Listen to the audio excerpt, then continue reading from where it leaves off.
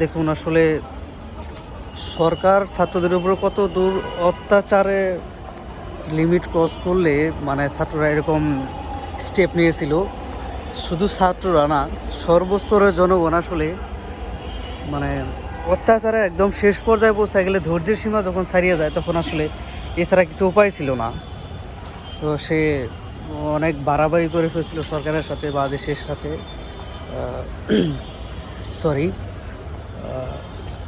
দেখেন আসলে আমাদের কী একটা অবস্থা। এগুলো আসলে রাষ্ট্রীয় সম্পদ ক্ষতি হয়েছে, কিন্তু এগুলো অতিরিক্ত কিছু করা ঠিক হয় নাই। তবে এছাড়া উপায় ছিল না।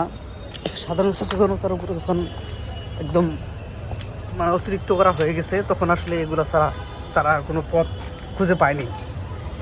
সে ক্ষমতা টিকে থাকার জন্য সর্বোচ্চটা করেছে এবং মানুষের উপরে জুলুম, অত্যাচার, নানা রকম হত্যাকাণ্ড চালিয়েছে। তো সেই সবের সমাপ্তি দিয়ে আসলে দেশটা আমাদের অন্যভাবে স্বাধীনতা পেয়েছে।